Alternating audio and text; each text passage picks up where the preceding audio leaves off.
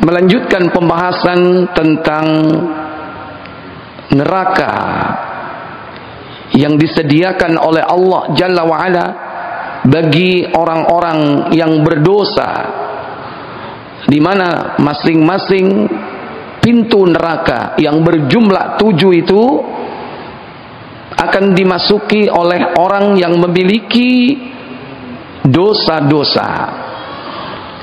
Bahkan ada dosa-dosa khusus yang memang melewati pintu-pintu tertentu yang dia tidak dilewati oleh pintu yang lain.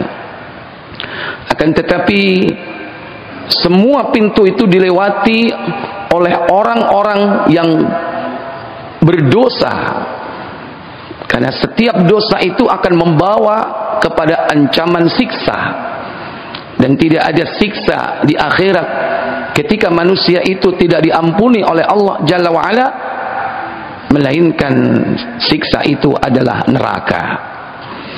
Di antara pintu-pintunya ada pintu Jahannam, ada pintu Ladha, ada pintu Saqar, ada pintu Jahim, ada pintu Sa'ir, ada pintu Hutamah, dan yang ketujuh yaitu pintu Hawiyah. 6 pintu sudah kita pelajari Pak, insyaallah. Pintu yang terakhir yang kita pelajari yakni pintu Hawiyah. Kalimat Hawiyah ini cuman ada di dalam Al-Quran dalam satu surah, yaitu surah Al-Qari'ah. Al-Qari'ah yang artinya hari kiamat, karena memang neraka ini tidaklah dihuni oleh manusia yang terdiri dari jasad dan ruhnya, melainkan setelah terjadinya hari kiamat. Maka sebelum kiamat, seandainya manusia itu disiksa, dia disiksa di dalam barzakh atau alamul kubur. Neraka belum dijadikan sebagai tempat siksa bagi orang-orang yang berdosa, sekalipun Nabi SAW pernah melihatnya. Itu tidak lain adalah gambaran yang ditunjukkan Allah kepada Nabi kita akan dahsyatnya neraka itu, di antara penghuninya dan juga jenis-jenis siksa yang pernah dilihatkan oleh Allah kepada Nabi kita Muhammad SAW. Maka neraka di antaranya adalah pintu Hawiyah, disebutkan dalam surah Al-Qari'ah, yaitu pada surah 101. Allah Jalla wa'ala berfirman, Al-Qari'ah mal Qari'ah, hari kiamat. Apakah hari kiamat itu? Wa ma adraka mal Qari'ah, tahukah kalian apakah hari kiamat itu?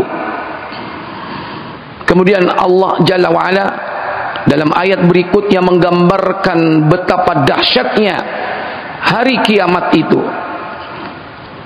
Disebutkan dalam ayat ini, yauma yakunun nasu kal farashil mabthuth. Pada hari itu manusia seperti anai-anai yang bertebaran. Seperti anai-anai. Apa anai-anai itu, Pak? Ada yang mengatakan laron, ada yang mengatakan serangga-serangga kecil yang bertebaran. Biasanya serangga-serangga kecil itu keluar di waktu apa, Pak? Hujan. Kalau waktu siang, pagi, sore menjelang malam, maka binatang-binatang tertentu itu keluar. Kadang-kadang dia bertebaran tak tentu arah. Demikian pula, yakni laron-laron itu bertebaran di saat-saat tertentu. Digambarkan mereka bertebaran yakni tak tentu arah, sebagaimana manusia nanti kelak dijadikan oleh Allah Jalla wa'ala seperti gambaran laron yang bertebaran itu, sudah carut marut, amburadul semuanya. Padahal manusia sebelumnya mereka hidup di atas bumi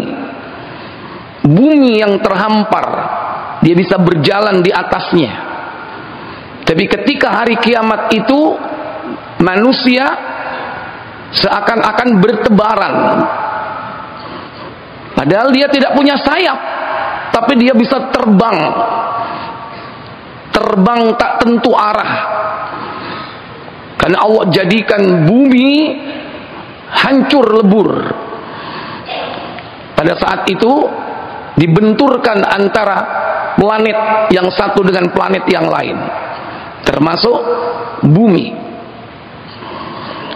Di dalam surah Al-Hajj juga diterangkan bagaimana orang-orang yang berjumpa dengan dahsyatnya hari kiamat itu, mereka bagaikan orang yang mabuk, sempoyongan, berjalan tak tentu arah. Akan tetapi mereka sebetulnya tidak mabuk. Walakin Allah, tapi Allah Jalla wa'ala mengadab mereka dengan adab yang pedih. Itulah gambaran hari kiamat. Manusia bagaikan laron yang bertebaran. Jangankan manusia, dalam ayat berikutnya digambarkan gunung yang sebesar itu, dia terangkat, tercerabut dari tempatnya. Wa takunul jibalu kal'ihni al-manfush, dan gunung-gunung bertebaran seperti bulu. Ada yang mengatakan seperti kapas, ada yang mengatakan seperti kapuk. Mungkin barangkali di Arab nggak ada kapuk ya. Biasanya pohon kapuk itu kalau pas buahnya matang, dia pecah. Itu isi dari buahnya itu bertebaran kemana-mana. Pohonnya namanya apa pohonnya itu, Pak? Pohon randu. Buahnya pecah, kemudian isinya berhamburan. Kadang-kadang mengganggu manusia. Mungkin itu gambaran yang dekat dengan kita. Mungkin di Arab nggak ada itu. Yang ada mungkin barangkali bulu. Mungkin bulu dari hewan tertentu. Tapi setiap daerah pasti ada burung. Yang burung itu punya bulu. Bagaimana bulu itu berhamburan. Bahkan dulu ada orang yang mengumpulkan bulu, dijadikan sebagai kasur, dijadikan sebagai bantal. Oh, itu mahal kalau seandainya sekarang ada bantal yang isinya bulu. Lebih mahal mana dengan yang isinya kapuk? Lebih mahal bulu, karena nyarinya susah. Belum lagi nanti mentreatment, bagaimana mengolah bulu itu supaya steril. Wah, lebih mahal lagi. Biasanya dipilih bulu apa yang dipakai untuk kasur atau bantal guling.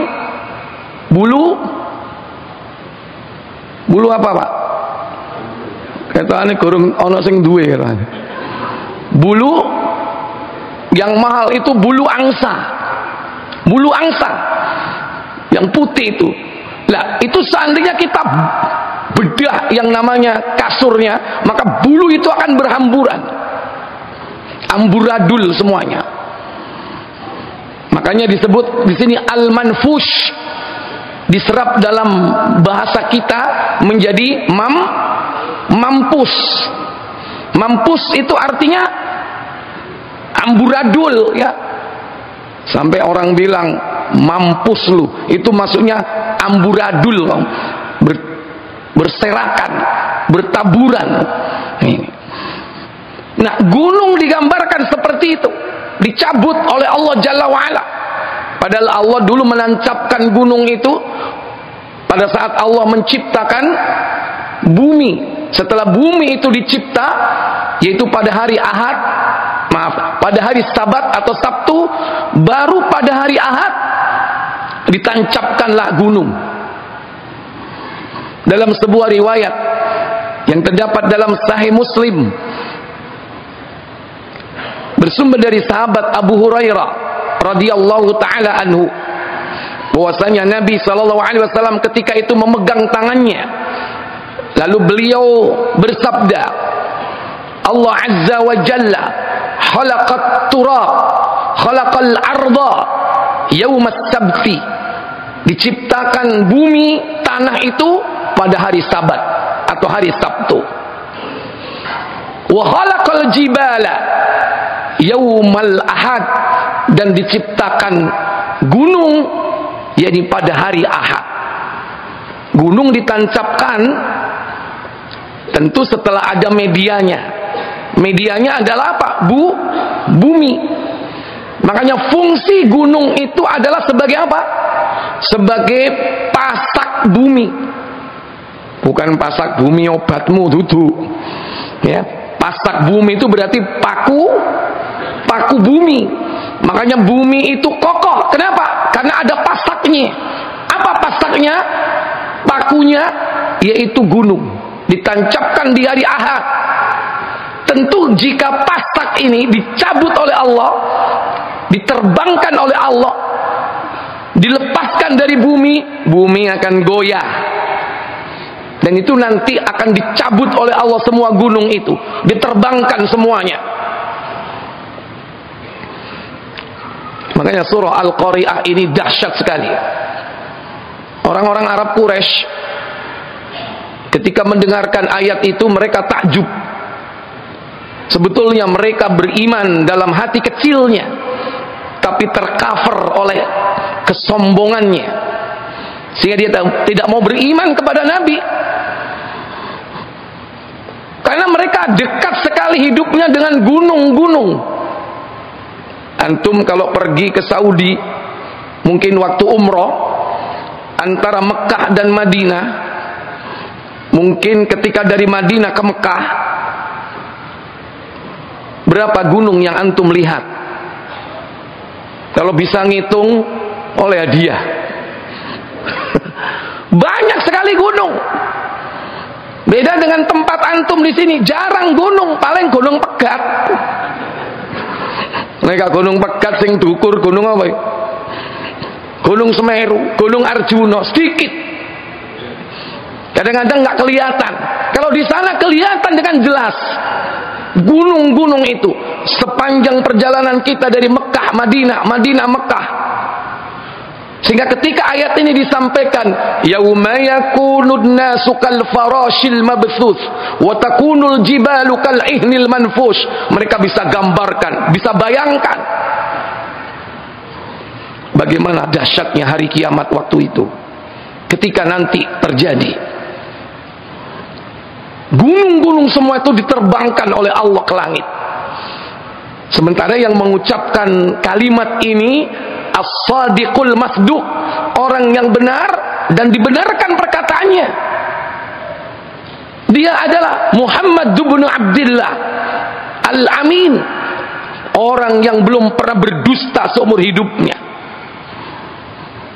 Mereka yakin ini bukan perkataan Muhammad ini. Ini perkataan Rabb, perkataan Allah, dan ini berita dari langit. Sekalipun akhirnya Musailamah Al-Kadzab nyoba untuk membuat ayat-ayat yang mirip dengan Al-Qari'ah. Al-filu mal-fil wa ma adraka mal-fil.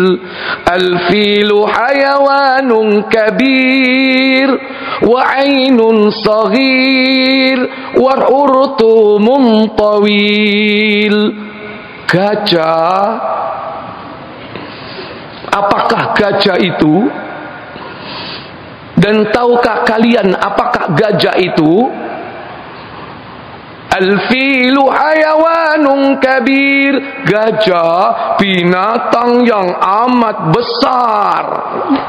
Wa ainun saghir, matanya kecil. Terus no. Iku lah deklamasi tekamu biyen. Itu ternyata dalam kitab Al-Bidayah wan Nihayah yang ditulis oleh Imam Ibnu Katsir tentang akhir dari kepemimpinan Rasulullah, memasuki masa Khulafaur Rasyidin, muncul nabi palsu. Setelah Al-Aswad Al-Ansi di Yaman, muncul yang kedua di Yamama, yakni Musailamah Al-Kadzab, bikin ayat seperti itu. Tapi sungguh susunan bahasanya mirip, susunan katanya mirip, tapi isinya nggak ada artinya, nggak dahsyat sebagaimana ayat ini. Sing nggak ngerti gajah itu sopo, sing nggak ngerti kuabero gajah. Tapi ketika disebutkan Al-Qari'ah, hari kiamat, semua orang diem. Belum pernah ada orang yang mengatakan hari kiamat ketika itu. Ini ayat Makkiyah itu yang membuat orang-orang kafir Quraisy takjub, mereka dengarkan. Hanya kesombongannya yang menutupi keimanan dalam hati nuraninya. Sungguh Allah Tabaraka wa Ta'ala menyampaikan berita yang besar. Nah, Allah menciptakan gunung itu di hari Ahad. Kemudian wa khalaqas syajarat, menumbuhkan pohon-pohon. Kapan itu? Di hari Isnin, di hari Senin. Wa khalaqal makruha yaumas salasa, dan menjadikan bahan-bahan mineral di hari Selasa. Wa khalaqan nura, dan menjadikan cahaya yaumal arbi'a, yaitu di hari Rabu. Wa khalaqal hayawan, dan menciptakan hewan-hewan, seluruh fauna diciptakan oleh Allah yaumal khamis, yaitu di hari Kamis. Wa khalaqa Adam, dan Allah menciptakan Adam itu yaumal jumu'ati ba'dal asr, yaitu pada hari Jumat selepas asar, ilal lail, sampai malam. Dan Adam diciptakan di hari Jumat sebagai makhluk pamungkas. Setelah seluruh makhluk tercipta, baru Adam yang terakhir. Setelah itu tidak ada lagi makhluk yang diciptakan oleh Allah. Kita ini terakhir, Pak. Berarti makhluk-makhluk sebelum itu sudah diciptakan jauh sebelum kita dicipta. Bahkan termasuk langit dan bumi. Bahkan makhluk yang pertama Allah ciptakan, sekalipun khilaf di kalangan ulama, ada yang mengatakan makhluk pertama dicipta adalah kolam, pena. Ada yang mengatakan arash, makhluk yang terbesar, tertinggi. Tapi ketika itu dicipta, manusia belum ada. Bahkan langit dan bumi belum dicipta. Setelah Allah menciptakan langit, baru Allah ciptakan bumi. Termasuk di dalamnya Allah tancapkan gunung. Nanti pada hari kiamat akan dicabut semua gunung itu, sehingga bumi menjadi hancur. Sehingga nanti setelah Allah cabut gunung-gunung, bumi hancur. Dan Allah ganti bumi dengan bumi yang baru. Yaumat tubaddalul arda ghairal ardi was samawat. Dan hari ketika Allah ganti bumi dengan bumi yang lain, demikian pula langit diganti dengan langit yang lain. Disitulah kemudian manusia berkumpul. Itulah yang disebut mahsyar, yaitu tempat dikumpulkan manusia, mulai awal sampai dengan akhir. Disitulah mulai proses bagaimana manusia akan disidang di hadapan Allah Jalla wa'ala. Setelah dikumpulkan, mereka dihisab oleh Allah Jalla wa'ala. Fase setelah itu yaumul hisab. Baru kemudian Ada fase berikutnya, yaumul mizan, hari penimbangan amal. Penimbangan amal ini terjadi setelah hisab. Karena pada saat dihisab, setelah itu kemudian diberikan kitabnya masing-masing. Masing-masing memiliki kitab catatan amalnya yang sudah tertulis secara otomatis, yaitu di tangan dua malaikat, raqibun atidun, dua malaikat yang selalu hadir, yang mencatat seluruh perkataan dan perbuatan kita secara rinci. Kitab itu diberikan kepada manusia. Ada yang menerimanya dengan tangan kanan, ada yang menerimanya dengan tangan kiri, bahkan ada yang dilempar dari belakang. Kemudian kitab itulah yang ditimbang. Bahkan bukan hanya kitab yang ditimbang, yaitu pahala amal soleh itu pun ditimbang. Bukan hanya catatan amalnya, tapi amal solehnya ditimbang.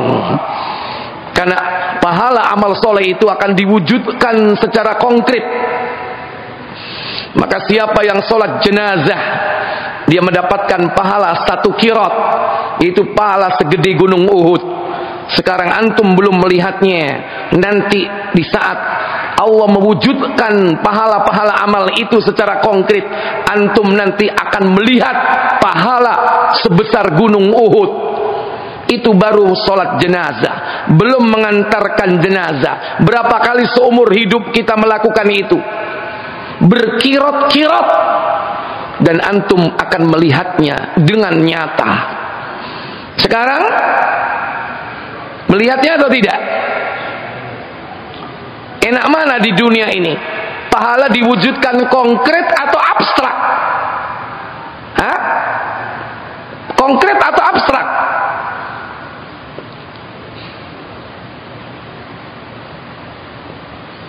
Tapi manusia biasanya itu semangat beribadah kalau pahalanya konkret, berwujud, bisa dilihat, bisa dipegang, bisa dilus-lus.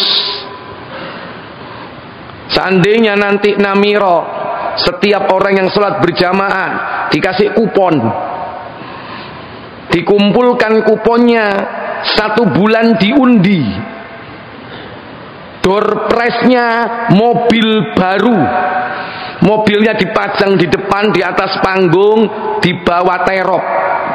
Kira-kira jamaahnya bertambah atau berkurang? Halo?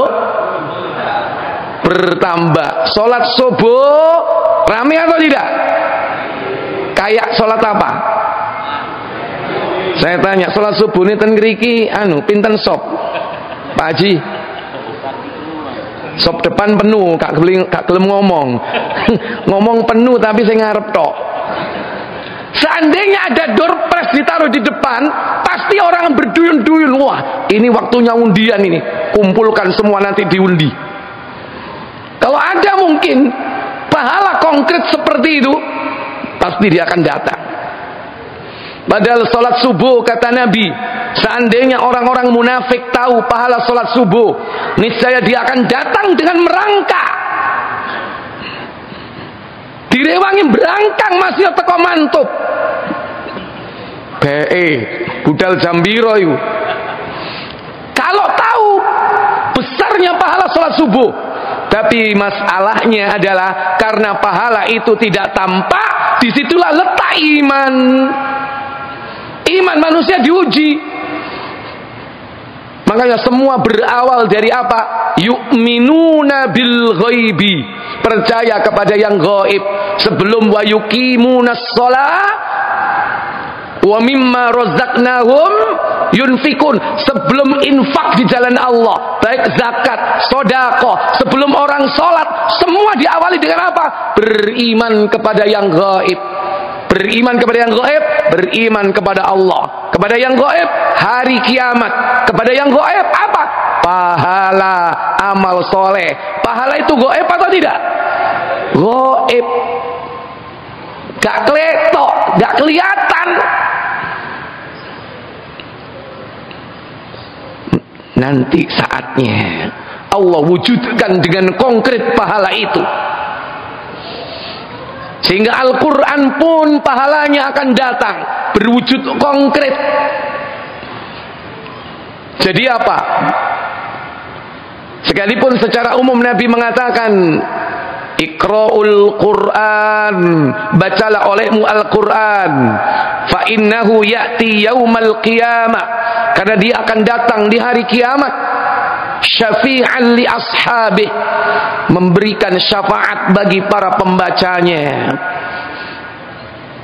Bahkan Nabi perintahkan membaca Iqra'uz Zahrawain, bacalah Zahrawain. Apa Zahrawain itu?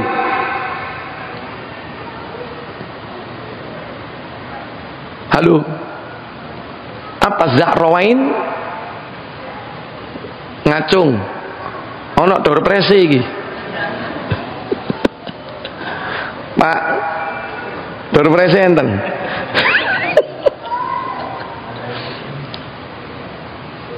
Pojok surat Al-Baqarah dan Ali Imran 100. Ismukal Karim Ibnu, mahasiswa ini kelihatannya. Ya wis kapopo, sing penting kan jawab. Ya, intadzir ya Ibnu. Ba'dal muhadharah. Insyaallah. Ya. Jadi disuruh membaca Al-Qur'an. Al-Qur'an itu nanti datang secara konkret di hari kiamat. Dalam hadis Muslim, saya buka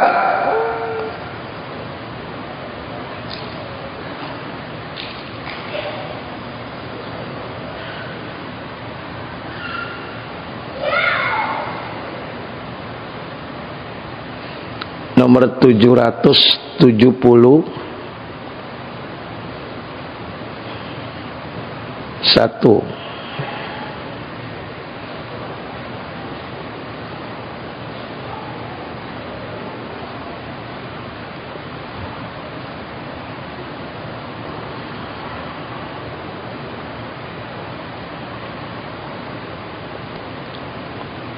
Nabi sallallahu alaihi wasallam beliau bersabda,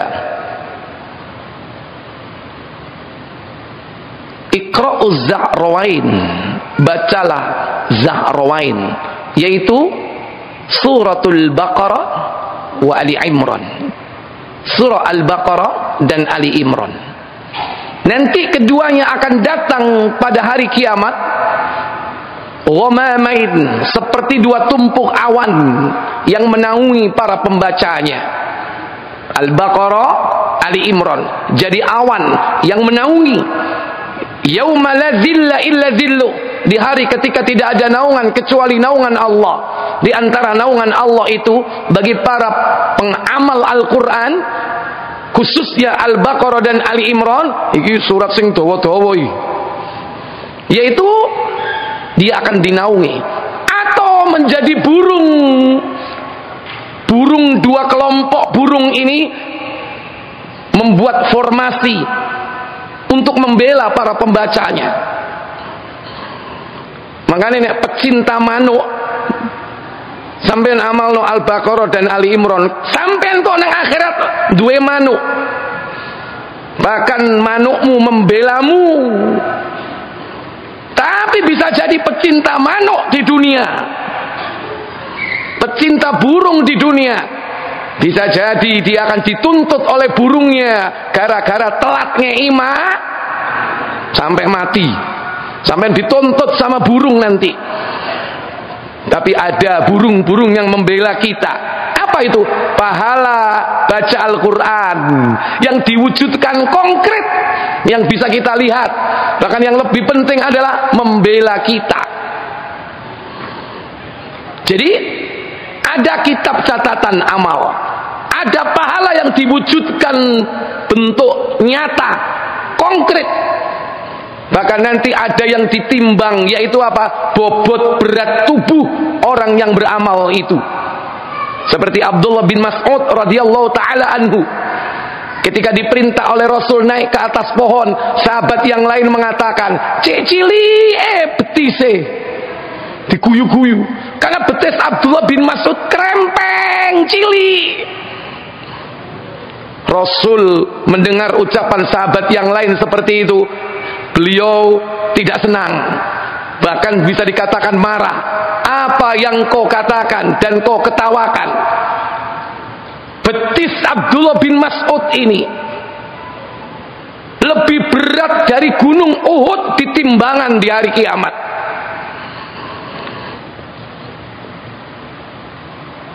Jadi bukan lihat kerempengnya, tapi tubuh kita ini dipakai untuk apa? Itu yang lebih penting. Duduk abot-abotan awak. Kalau hanya beratnya saja, mangano sing akeh. Luwemu engko nek ditimbang nang timbangan mizan supaya berat, bukan. Tapi fisik kita dipakai di jalan Allah kah ataukah di jalan syaitan? Itulah yang menentukan berat dan ringannya. Maka siapa ketika nanti ditimbang di hari kiamat, pada saat yaumal mizan, hari timbangan, jika berat kebaikannya, maka dia mendapatkan kehidupan yang baik. Kata Allah, fa amma man saqulat mawazinu, dan adapun orang-orang yang berat timbangan kebaikannya, fahuwa fi 'ishatir radiyah, maka dia berada di tempat yang menyenangkan, tempat yang diridhoi oleh Allah Jalla wa'ala. Tidak ada tempat yang diridhoi kecuali jannah, yaitu surga Allah Tabaraka wa ta'ala. Kenapa di sini yang menjadi fokus adalah kebaikan? Sekalipun kalimat kebaikan tersembunyi dalam ayat ini tidak ditampakkan secara zahir, tetapi yang dimaksud berat timbangannya, mawazinu. Mawazinu jamak dari mizan,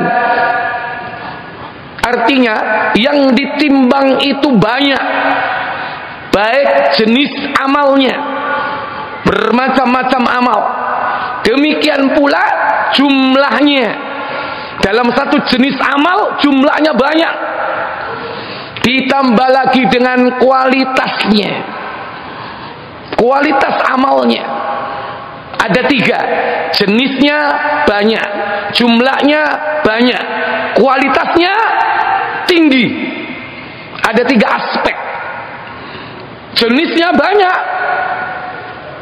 yang ditimbang amal solatnya, yang ditimbang pahala puasanya, yang ditimbang pahala zakatnya, yang ditimbang pahala baca Qur'annya, jihadnya, berbaktinya kepada orang tua.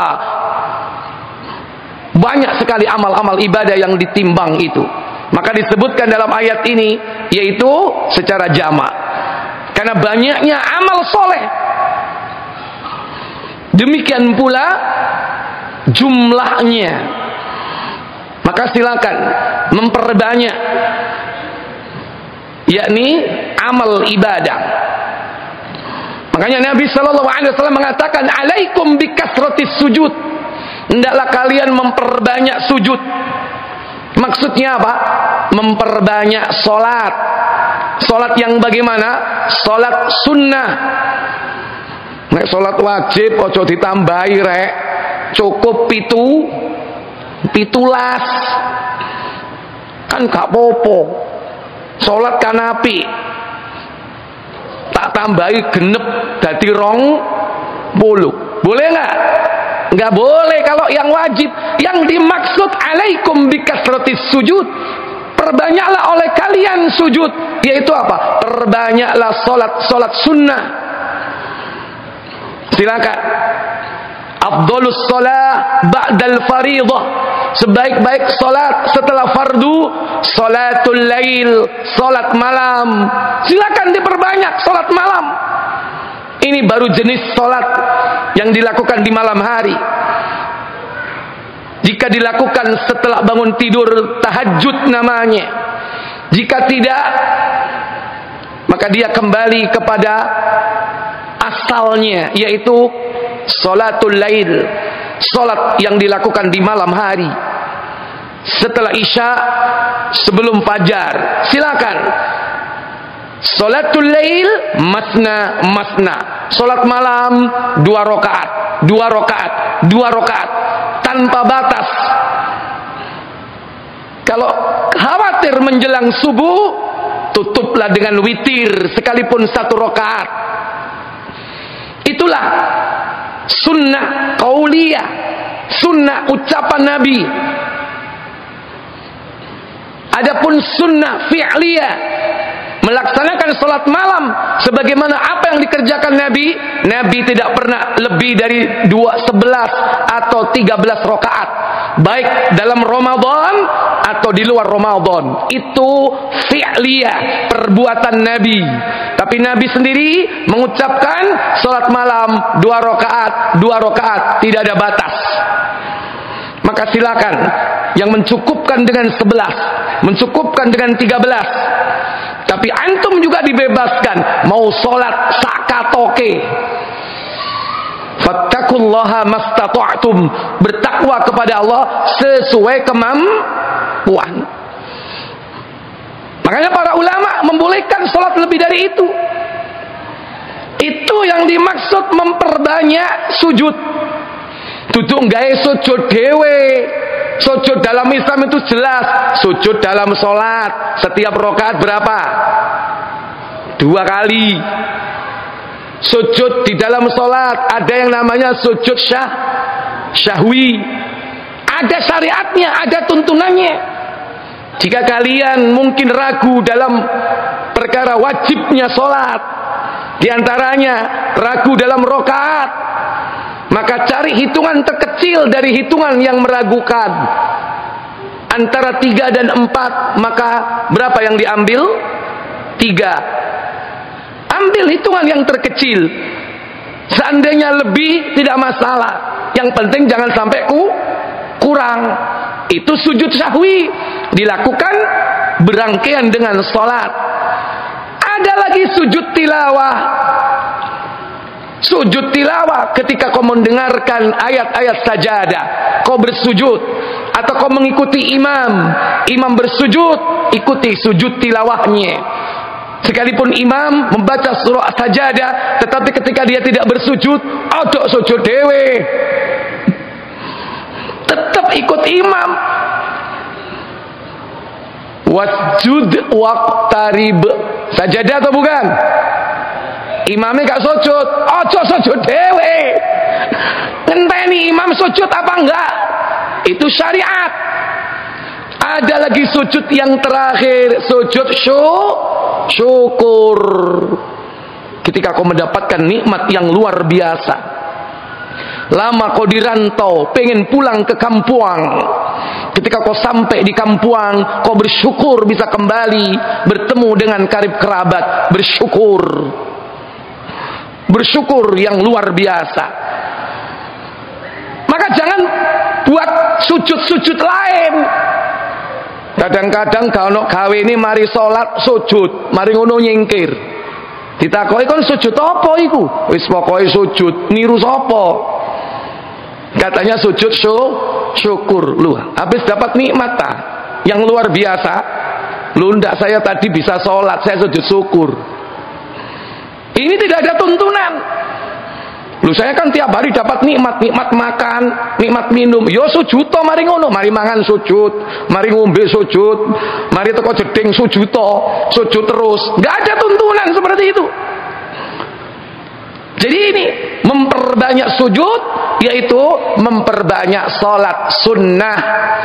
Kalau tahajud sudah, mungkin duhanya, mungkin rawatibnya, mungkin salat-salat sunnah yang lainnya.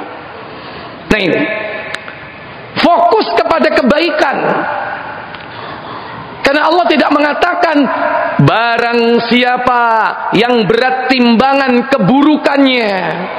Allah tidak menyebut keburukan, tapi yang jadi fokus kebaikan. Kenapa? Karena Allah sudah memberikan kebaikan itu luar biasa. Orang yang berniat baik walaupun tidak diamalkan, maka baginya pahala satu yang sempurna. Jika diamalkan niat yang baik itu, dia akan mendapatkan berapa? 10. Kalau tidak dilipatkan menjadi 700. Kalau tidak dilipatkan lebih dari itu, yaitu unlimited, tidak terbatas. Dan itu tidak berlaku kepada keburukan. Keburukan tidak ada pelipat gandaan. Pelipat gandaan itu hanya ada kepada perbuatan yang baik. Niat yang baik tidak dikerjakan, pahala kebaikan satu sempurna. Dikerjakan 10 kali lipat. Salat dilipat gandakan 10 kali lipat, contohnya. Baca solawat kepada Nabi dilipat gandakan 10 kali lipat. Sedekah dilipat gandakan berapa? 700 kali lipat. Bahkan ada yang pahalanya tidak disebutkan konstantanya. Itu semua pengali. Berapa pahalanya? X. Pahalanya X. Ada kalanya dikali. Dikali berapa? Dikali dengan konstanta. Misalnya pahalanya X. Dikali dengan 10. Sama dengan 10 X. Ada kalanya pahala X ini dikali 700 sama dengan 700 X. Ada lagi tak terbatas, unlimited, dikali tak terbatas, tak terhingga. Berapa hasilnya? Tak terhingga. Contoh yang 10 solat, contoh yang 10 amal-amal ibadah yang lain, termasuk zikir, demikian pula baca solawat kepada Nabi, 700 sedekah. Masalul ladina yunfiquna fi sabilillah, perumpamaan orang-orang yang menafkahkan hartanya di jalan Allah. Kamatsali habba, seperti satu biji. Biji itu ditanam, ambatat, maka tumbuhlah. Sab'a sanabil, 7 tungkai, 7 ontong jagung. Fi kulli sumbulatin, setiap ontong mi'atu habbah, ada 100 biji. Isi jagungnya 100. Belum lagi wallahu yudha'ifu liman yasha. Allah melipat gandakan pahala amal soleh, pahala orang-orang yang dikendakinya tanpa batas. Adapun puasa, Allah menyembunyikan pahalanya. Kullu amal ibni adamalah, setiap amal anak Adam itu dilipat gandakan oleh Allah dan kembali kepadanya. Illa siyam, kecuali puasa. Fa innahu li, karena puasa itu untukku, kata Allah. Wa ana ajzi bih, dan aku sendiri yang akan membalas pahalanya. Jadi ternyata Allah itu hanya fokus kepada kebaikan. Sampai niat saja, kalaupun belum terlaksana, tetap dikasih pahala satu oleh Allah Jalla wa'ala. Makanya Allah katakan, barang siapa yang berat timbangan kebaikannya, bukan keburukannya. Sebaliknya, fa amma man khaffat, maka barang siapa yang ringan mawazinu, timbangan kebaikannya, Allah sama sekali tidak berbicara tentang keburukan.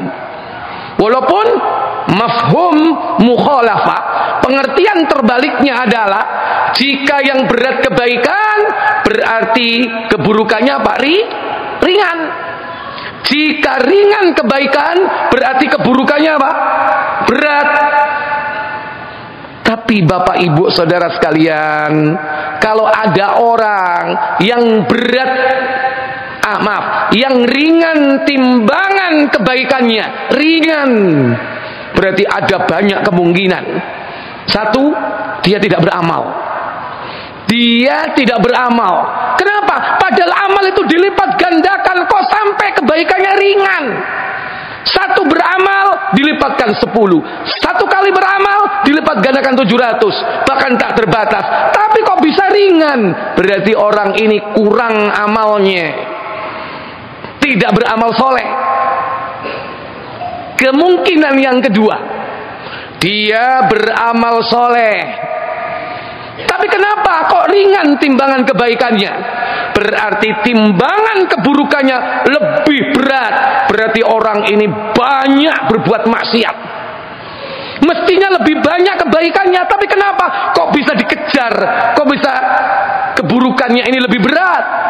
Berarti saking banyaknya dia melakukan keburukan atau perbuatan dosa, padahal tidak ada pelipat gandaan dosa. Tapi kenapa kok kok semakin melebihi beratnya kebaikan?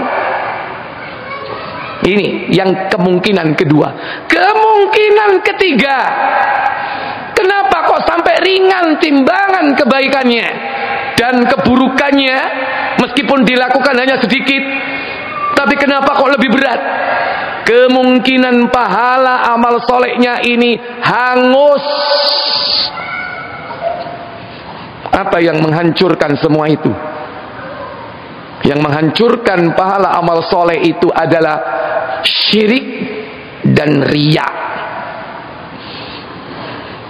Amale akeh, salate luar biasa, posone hebat, sedekahne luar biasa, tapi berbuat syirik. Kata Allah Jalla wa Ala di dalam surah Az-Zumar,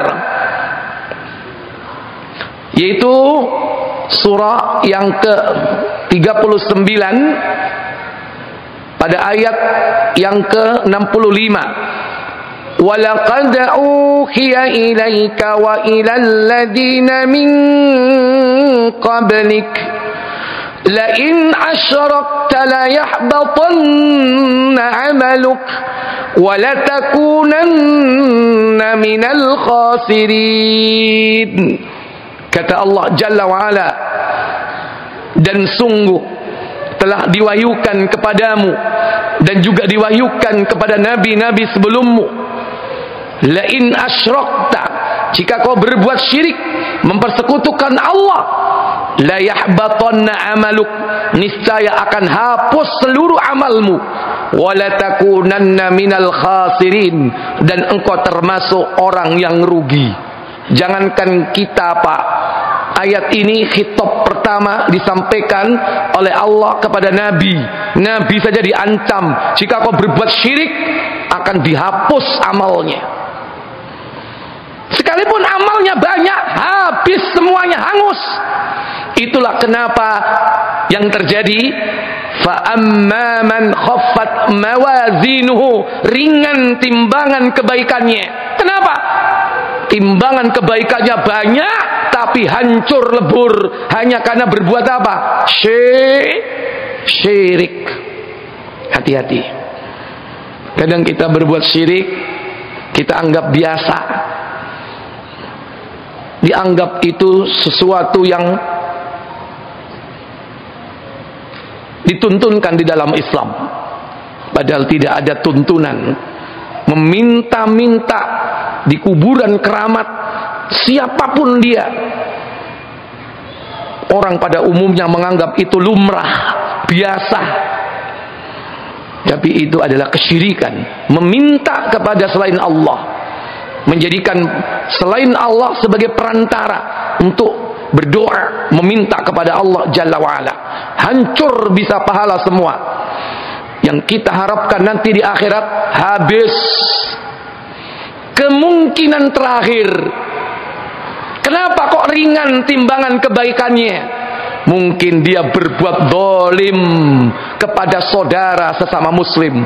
Sholatnya luar biasa, puasanya hebat, zakatnya jangan ditanya.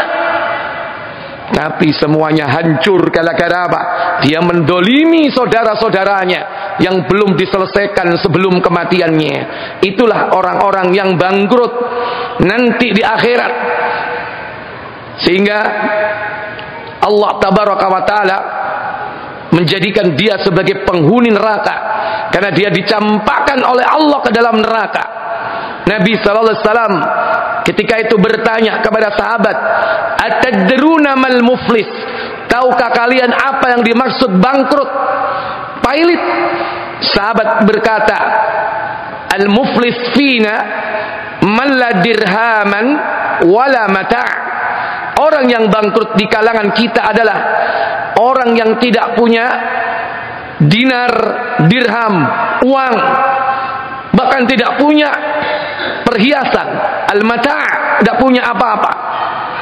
Kata Nabi sallallahu alaihi wasallam, al-muflis fina, orang yang bangkrut di kalangan kita adalah ya'ti yaumal qiyamah, dia datang kelak di hari kiamat, bisolatin wa siyamin wa zakatin, dengan membawa pahala solatnya, puasanya, zakatnya, tapi dia lupa membawa 5 dosa yang berkaitan dengan hukukul adami, hak-hak adamiyah, hak-hak sesama muslim. Apa yang dibawa di antara dosa kedoliman? Wa ya'ti yaumal qiyamah, dia datang di hari kiamat, qad syatamahada, pernah mencaci maki saudaranya. Tonggoy tilok-ilono, entek ngame, kurang golek. Wabe penghuni Bonbin disebut kabeh. Nyelatu wong luar biasa dan dianggap biasa, tidak diselesaikan sampai mati. Ini yang menjadikan apa? Yaitu khaffat mawazinuhu, ringan timbangan kebaikannya. Kenapa? Diambil oleh Allah, diberikan kepada orang yang terdolimi. Wa qadafahada, yang kedua menuduh saudaranya, dituduh melakukan ini dan itu, padahal tidak ada bukti, tidak ada saksi, dituduh telah melakukan ini dan itu. Kemudian urusan itu dianggap selesai begitu saja, sampai dibawa mati, belum diselesaikan sebelum kematiannya. Ini yang mengakibatkan pahala kita habis. Wa akala malahada, memakan harta saudaranya sesama muslim, dimakan, dianggap remeh. Tonggone duwe wit pelem, bojone nyidam, bengi-bengi digetek, nuruti sang kekasih. Walah dijupuk situ lho, gak ketok, gak krasa, woe ngrempel kaya ngono. Walaupun hanya 1 buah. Wa akala malahada, jangan dianggap enteng, jangan dianggap remeh. Itu yang menghanguskan pahala kita. Wasafaka damahada, pernah membunuh saudaranya sesama muslim, bukan hanya dengan jalan kekerasan, dipenggal, ditusuk, tapi kadang juga membunuh dengan cara halus. Wetenge melembung, menema mati. Ini yang menghancurkan pahala-pahala amal soleh kita. Wa darabahada, pernah memukul saudaranya sesama muslim. Ono maling ayam ketangkep basah, kira-kira selamat apa gembu? Halo, suwere gurung ngantem sansak, mumpung ono sansak gratis, padahal kita nggak punya urusan sama dia. Bukan ayam kita yang dicuri. Seandainya ayam kita dicuri, yang dicuri itu memang ayam kita, boleh nggak kita memukuli?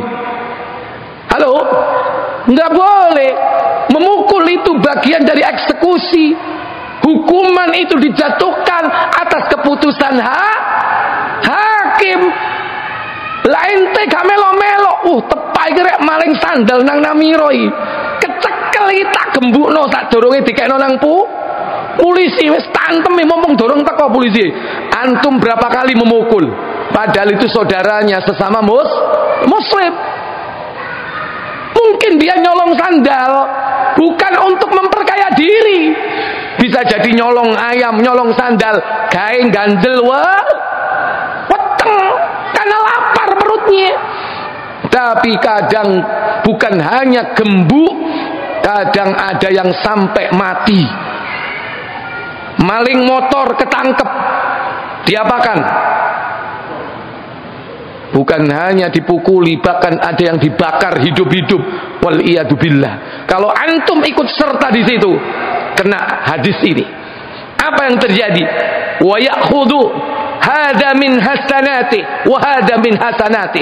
Diambillah ini pahala amal solehnya, ini pahala kebaikannya, kemudian diberikan kepada orang yang terdolimi sampai habis. Ketika pahala habis, datang lagi orang-orang yang meminta keadilan di hadapan Allah. Sementara pahala sudah habis, maka dosa mereka ditimpakan kepada orang-orang yang belum menyelesaikan hukukul adami itu. Faturiha finnar. Akhirnya dia dicampakkan oleh Allah ke dalam neraka. Masuk mana? Masuk ke dalam neraka dari pintu hawiyah. Kata Allah, wa ma adraka ma hiya. Dan tahukah kalian apakah hawiyah itu? Narun hamiyah, yaitu api yang sangat panas. Bapak Ibu, saudara-saudari sekalian yang dirahmati Allah Jalla wa Ala, berlindunglah kita dari azab neraka. Itulah yang diajarkan melalui lisan nabinya. Setiap saat kita berdoa sebelum salam dengan kalimat Allahumma inni a'udzubika min adzabi jahannam. Jahannam itu nama lain dari neraka. Adapun pintu jahannam biasanya disebut dengan kalimat naru jahannam. Itu berarti pintu jahannam. Ada pintu jahannam, ada ladha, saqar, hawiyah, hutama, sa'ir, kemudian jahim. 7 pintu. Salah satu pintunya yaitu jahannam, naru jahannam. Tapi secara keseluruhan neraka itu disebut dengan jahannam. Itulah neraka yang kita berlindung setiap saat. Allahumma inni a'udzubika min adzabi jahannam wa min adzabil qabri wa min fitnatil mahya wal mamat wa min syarri fitnatil masihid dajjal. Inilah doa yang diajarkan kita agar kita berlindung darinya. Para bapak saudara sekalian, insya Allah yang akan datang kita ambil rincian-rincian siapa saja orang-orang yang nanti akan disiksa di dalamnya dengan bentuk-bentuk siksa melalui perbuatan-perbuatan khusus yang dilakukan ketika di dunia.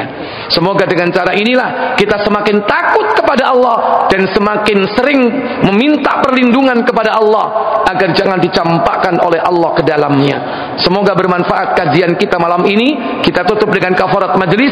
Subhanakallahumma wa bihamdik asyhadu an la ilaha illa anta astaghfiruka wa atubu ilaik. Wassalamualaikum warahmatullahi wabarakatuh. Assalamualaikum warahmatullahi wabarakatuh.